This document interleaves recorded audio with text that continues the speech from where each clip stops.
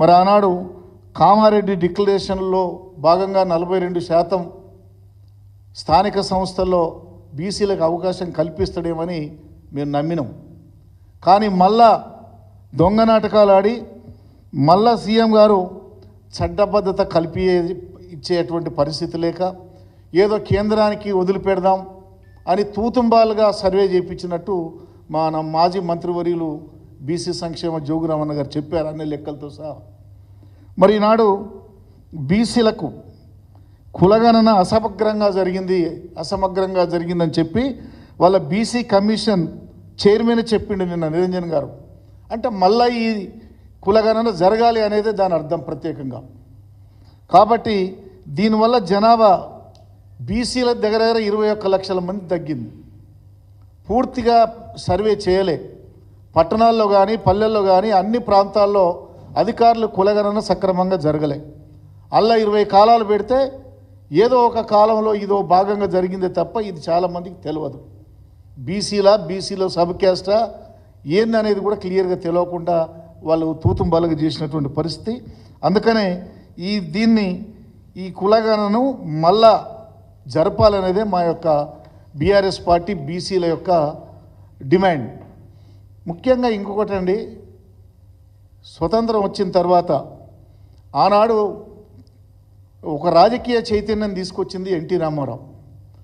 ఈనాడు ఏదైతే బీసీలకు రాజకీయ చైతన్యమే కాదు రాజ్యాధికారంలో కూడా చట్టబద్ధత కలగాలి, ఆ వర్గాలకు చెందినటువంటి నాయకులను ఆ పదవిలోనే కూర్చోబెట్టాలి, అప్పుడే బలహీన వర్గాలకు న్యాయం జరుగుద్దని చెప్పి మహనీయుడు కేసీఆర్ గారు తెలంగాణ తొలి ముఖ్యమంత్రి అయిన తర్వాత ఈరోజు తొలి స్పీకర్ మసూదనాచారి ఒక గోల్డ్ స్మిత్ కుటుంబానికి చెందిన వ్యక్తిని స్పీకర్గా పెట్టిన ఘనత బీఆర్ఎస్ పార్టీది.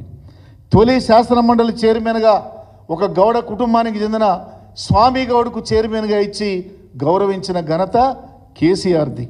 అదే కాదు, తొలి ఆర్థిక మంత్రిగా ఈ రాష్ట్రంలో తెలంగాణ వచ్చిన తర్వాత ఒక ముదిరాజు కుటుంబానికి చెందినటువంటి ఈటల రాజేందర్కు ఆర్థిక శాఖ ఇచ్చి గౌరవించిన నాయకుడు కేసీఆర్ అని ఈ సందర్భంగా మీకు మనవి చేస్తున్నా. అలాగే మా గతంలో పార్లమెంటరీ ప్రతిపక్ష నేతగా పెద్దలు కేకే గారికి అవకాశం ఇచ్చి 2 సార్లు ఆయనకు రాజ్యసభ అవకాశం. అలాగే గౌరవనీయులు ముదిరాజు కుటుంబానికి చెందిన బండా ప్రకాష్ గారికి పార్లమెంటు రాజ్యసభ. బడుగు లింగ యాదవ్గా నాకు ఎక్కడో ఒక గొర్రెలు కాసుకునే కుటుంబానికి చెందిన నాకు పెద్దల సభకు తీసుకుపోయి గౌరవించిన మహానాయకుడు, యాదవ జాతికే గొప్ప గౌరవం తెచ్చిన మహానాయకుడు కేసీఆర్ ఈ సందర్భంగా మీకు మనవి చేస్తున్నా. అదే కాదు, ఇవాళ శ్రీనివాస్ మీరు చూశారు, డి శ్రీనివాస్ గారికి కానీ, తర్వాత రవిచంద్రకు కానీ, మున్నూరు కాపు కులానికి చెందిన రవిచంద్రకు కానీ, బండ ప్రకాష్ కూడా చెప్పాను ముదిరాజు. అట్లనే ఈ రకంగా అన్ని వర్గాలకు కూడా రాజ్యసభలో స్థానమే కాదు లోకసభలో కూడా ఎక్కువ స్థానాలు టికెట్లు ఇచ్చేటమే కాకుండా మొన్న జరిగినటువంటి పార్లమెంటు శాసనసభలో కూడా బలహీన వర్గాలకే బీసీలకే పెద్దపీట వేసింది బీఆర్ఎస్ పార్టీ అని సందర్భంగా మీకు మనవి చేస్తూ ఉన్నాను. ఇదే కాదు, ఇప్పటికీ అనేక సార్లు మనం చూసినాం. ఈనాడు ఇంకా చూస్తే మనకు ఈ యొక్క బీసీలకు 42% రిజర్వేషన్లు ఇవ్వాలని చెప్పి ప్రభుత్వానికి సంపూర్ణ మద్దతు చేసి పంపింది బీఆర్ఎస్ పార్టీ కేసీఆర్. కానీ కులగణనే కాదు తప్పుల తడకగా ఉందని చెప్పి తెలంగాణ సమాజానికి ఉన్నటువంటి బీసీలు కేవలం 45% అని లెక్కలు కట్టడం కాదు, బీసీలకు అది వెన్నుపోటు పడటం అని చెప్పి మాట్లాడిండు కేసీఆర్ అని మీకు మనవి చేస్తున్నా.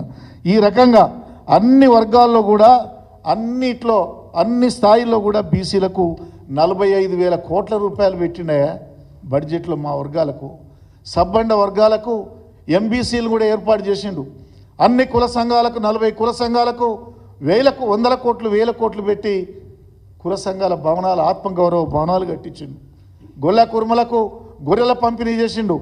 మత్స్యకారులకు ఉచిత చేపల పంపిణీ చేసిండు. గీత కార్మికులకు మొదళ్ల పన్ను రద్దు చేసిండు.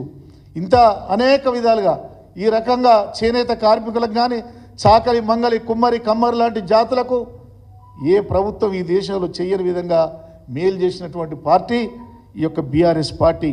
ఇటువంటి పార్టీని మేము చేసినటువంటి నిర్మాణాన్ని మొత్తం మరి ఈ యొక్క రేవంత్ రెడ్డి ఏదైనా గుర్తించి నిజంగా ఏమన్నా కులగణన చేసి మా వర్గాలకు మేలు చేస్తాడేమని చేస్తే మళ్ళా కూడా కుట్రకు మేము లోనైనామని ఈ సందర్భంగా తెలియజేస్తున్నా. అందుకని మా డిమాండ్ ఒకటే, రేపు జరిగేటువంటి స్థానిక సంస్థల ఎన్నికల్లో కామారెడ్డి డిక్లరేషన్ ప్రకారం మీరు 42% మా బీసీలకు రిజర్వేషన్లు కల్పించాలి.